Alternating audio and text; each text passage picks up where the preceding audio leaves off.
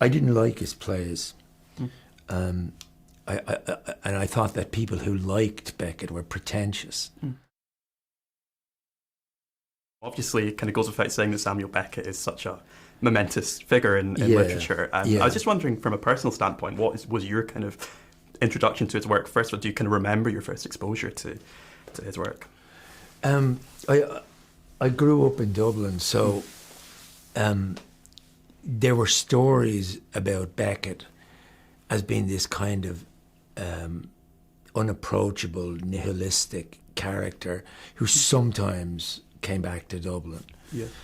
And there were sightings of him, and I suppose there were apocryphal stories about him. There was a guy who told this story about walking along Killiney Strand one morning, and he recognised a figure coming towards him as Beckett. And it was a beautiful sunny morning in Dublin. And he said, as he passed him, he said, "Good morning, Mr. Beckett. What a wonderful, beautiful summer's day it is." And Beckett said, "Well, I wouldn't go that far." So, this idea that he couldn't even say, well, it is a sunny day. Yeah. He was so dour and unapproachable and dark-minded. And that contributed to the myth of him. I didn't like his plays. And I thought that people who liked Beckett were pretentious. That they saw something that, was unique to them. And I identified much more with, emotionally accessible plays where I could say, oh yeah, Chekhov, I totally understand him. I get what that's about. But Beckett is like, there's no emotion in it. There's very little drama. But then, of course, as your knowledge of the theatre and as you get older, you begin to think, well, this man was writing in a way that nobody had ever written before, and he was dealing with subjects that nobody had ever done before, and he had revolutionised theatre.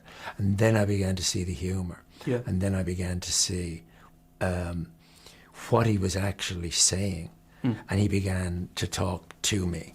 And in fact, if it's not too pretentious, he started to talk for me, because I never actually said this, but if somebody said to me, asked me the question, what do you think of life? I'd say, well, I agree with Beckett. Yeah. And when it came to kind of getting Neil Forsyth's script for this film, what was it that kind of stood out to you instantly about, because it's quite an interesting conceit with the whole kind of interviewing himself in a sense. So what was it that kind of first jumped out at you? Well, that's exactly it, the conceit of it, because I think James, the director, he said that he wouldn't have done the film had it been, and he had already proved himself in that genre by doing The Theory of Everything, the Stephen Hawking thing. So he wasn't going to do another one of, a cinematic biography. But the oblique take on Beckett's life allowed a freedom in terms of the narrative that a conventional biography wouldn't have done. And so it was an extremely clever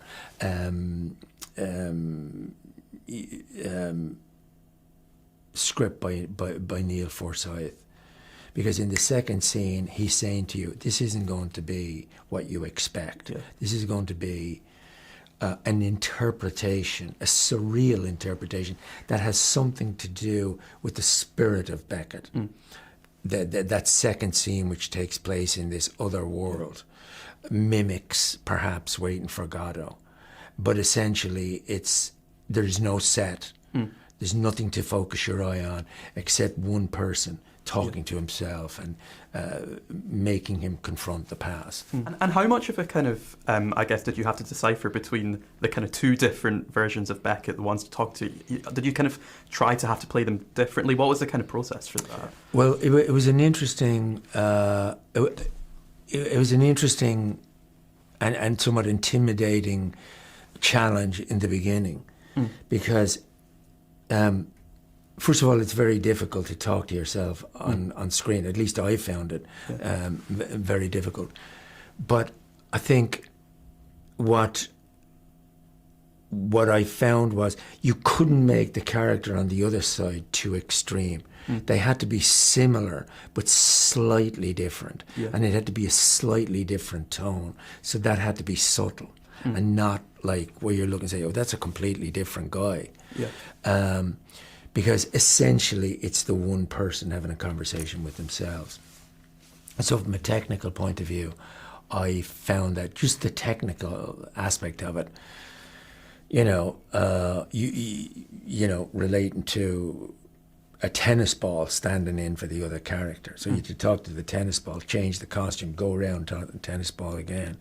That was a little bit confusing because sometimes I'd have to say, who am I supposed to be here? Oh, I'm the other guy, right, okay.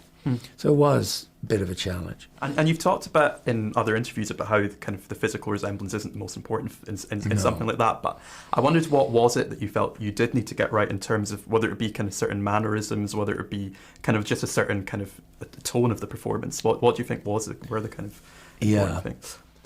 Yeah, that's a good question.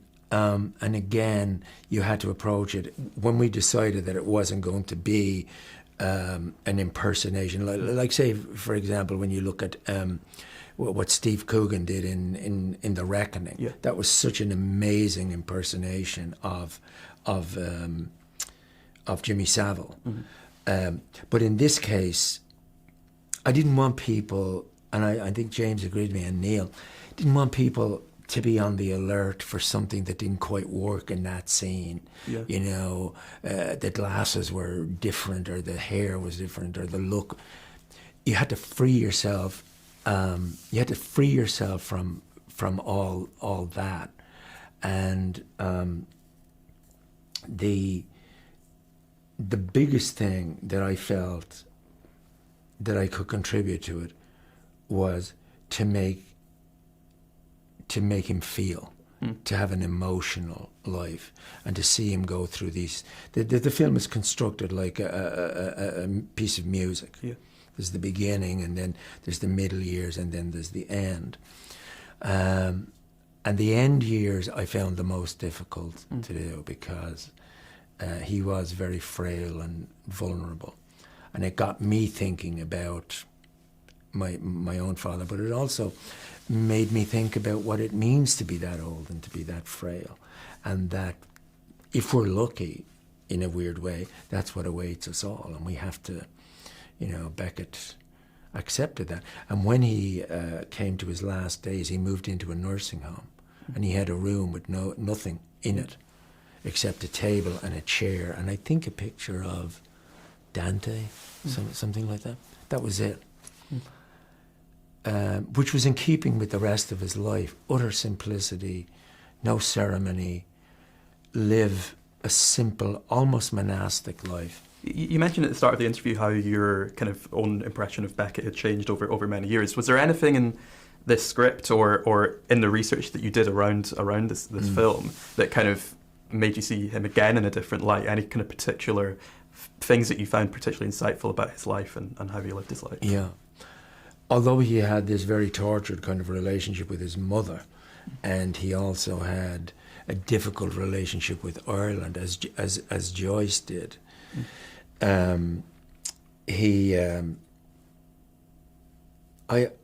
was struck by the fact that he might have been a lonely man.